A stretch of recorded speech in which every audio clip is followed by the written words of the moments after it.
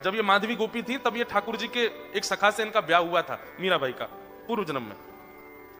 तो जब ब्याह करके जा रही थी तो इनकी माँ ने समझा, बोले सुन तेरा जो पति है ना उसका एक मित्र है, उसका नाम है कृष्ण।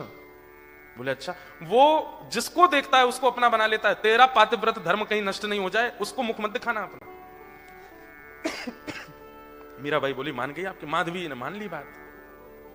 जैसे ही वृंदावन आई तो ठाकुर जी को पता चली हमारा सखा ब्याह करके आयो है। ठाकुर जी दौड़ के पहुंच गए, अरे कहां है बहू? बोले भीतर बैठी है पालकी में।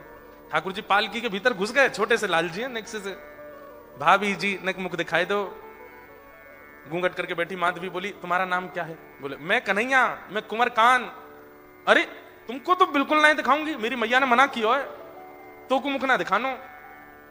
अरे भाभी तू जाने ना है, मेरो मुख देखे हुए के काजे कितने कितने बड़े बड़े तपस्वी तपस्या करें तब जाए कि मेरो अनुभव होवे, और तुम अपना मुख नहीं दिखावेगी।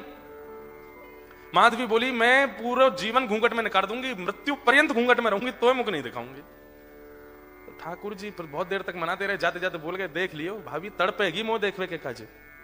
माधवी पूरे अपने जीवन काल में ठाकुर जी का दर्शन नहीं किया। जब जब पता चलता कि गली से श्याम सुंदर आ रहे हैं घूंघट कर लेती। लेकिन तभी समय आया गोवर्धन धारण लीला का। जैसे ही ठाकुर जी ने नख पे गिरिराज जी धारण किए, सब ब्रजवासी वहां गए थे।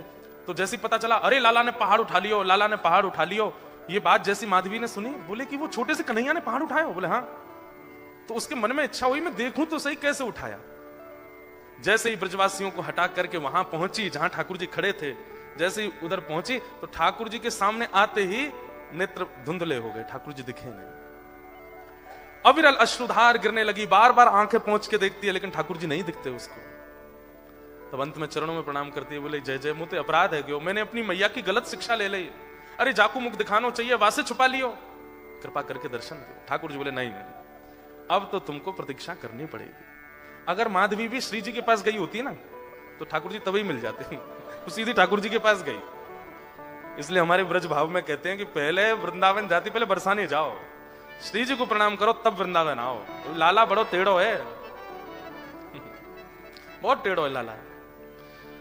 तो माधवी से भी गलती हुई, सीधी ठाकुर जी के पास गई। तो ठाकुर जी क्या बोले पता है, तो को मेरे दर्शन होंगे लेकिन एक प्रतीक्षा करनी पड़ेगी। तो माधवी कितना, 1 दिन 2 दिन 10 दिन कितनी प्रतीक्षा करनी पड़ेगी बताओ?